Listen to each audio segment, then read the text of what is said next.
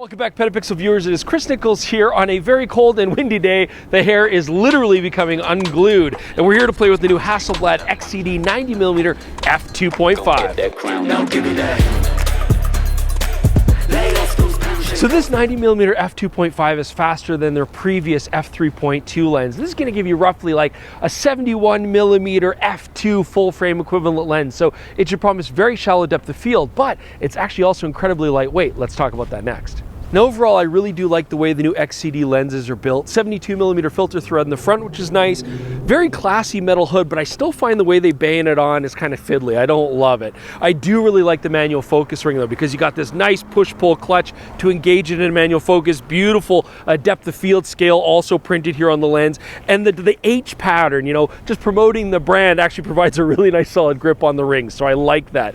We do also get a nice aperture ring here. Oddly enough, it's got the clickable, clickable choice, but seeing as how these cameras don't shoot video, I don't know why you'd want the smooth aperture ring response, but if that's what you prefer for haptic feedback, which is no haptic feedback at all, well, you can have that. As with any Hasselblad lens, you're paying quite a bit of money, so you are paying for beautiful build quality, but they're just elegantly machined, fully weather sealed. And the other thing I like about this is incredibly lightweight, only 551 grams, just over a quarter of a knock, and that is actually lighter than the older f3.2 version of the 90mm, even though this is giving us a brighter aperture.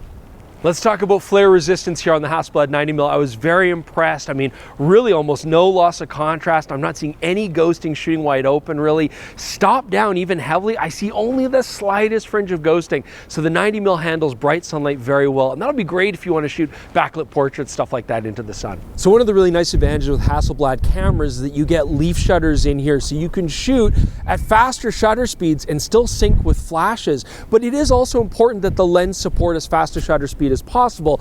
And here, given that we have a faster and brighter f2.5 aperture, I like that the new shutter mechanism can sync up to 0.004 of a second. So if you want to shoot in bright sunlight, still with fill flash and use those fast shutter speeds, you're gonna be able to pull it off with this 90mm.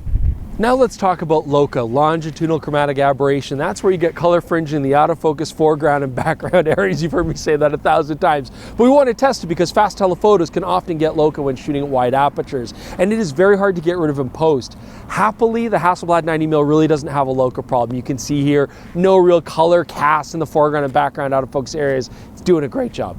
So I'm really focusing on shooting portraits for this episode, both lit and natural light, because number one, this is intended to be a portrait lens, but also I really want to see that soft bokeh. So I'm shooting mostly at 2.5. And as you can see here, I mean, the transitions from in focus to out of focus, just beautiful. I mean, smooth, soft backgrounds, just washes of color. This is a beautiful lens for shallow depth of field shooting. I also want to look at specular highlights. You can see a sample here, shooting wide open. We are getting some cat's eye vignetting. I actually really like that in portrait lenses. But when stopped down, we're getting classic Hasselblad polygonal specular highlights. Some people dig that kind of look. I do find it a little bit distracting, but again, in most situations, I'm not really worrying about specular highlights as much as I'm worrying about that nice transition from in focus to out of focus. But is this lens sharp? Well, happily the answer is yes. Let's take a look at our test charts here. So first, looking at the center of the image, shooting wide open at f2.5, beautiful detail and contrast wide open in the center of the image. Stopping down to f5.6, I don't really notice much improvement. Now we look at the corners, shooting wide open at 2.5, you do see some vignetting and you do see a bit of softness, but again, using this as a portrait lens, generally the corners aren't going to be an issue anyways. They'll be largely out of focus. And you'll also see that when we stop down to 5.6, those corners brighten up really nicely. They also sharpen up really nicely. So overall, very impressed with the sharpness in this lens, even on a 100 megapixel sensor. If you have a Hasselblad system, I think this is the lens to get for portraiture. I mean, it's got beautiful depth of field, really nice transitions, and it's sharp, sharp, sharp. I mean, you do have options like the older 90mm f3.2. It does save you a little bit of money. You're not quite going to get a shallow depth of field, but I do feel this is better optically. And when you're looking at Hasselblad pricing, sometimes you got to think, what's $1,000 more at this point? There is also the 80mm f1.9. Doesn't quite give you the same telephoto reach, but it does give you shallower depth of field. But I still think the 90mm f2.5 is a nice sweet spot in between the other two portrait lenses. This is the one to get. So in conclusion, sorry about the hair. I hope you enjoyed this video despite that. Please leave your comments below about my hair, absolutely, or anything else that you might have questions about. Do check out the PetaPixel podcast. It's on the exact same channel, or you can listen to it on all your favorite podcasting apps. Just search for PetaPixel Podcast. And don't forget that if you can get us to 200,000 subscribers by June 1st, Jordan, Jaron, and myself will eat some nasty We will record that. You'll find it very entertaining. So thanks so much for joining us. We'll see you soon with more on PetaPixel.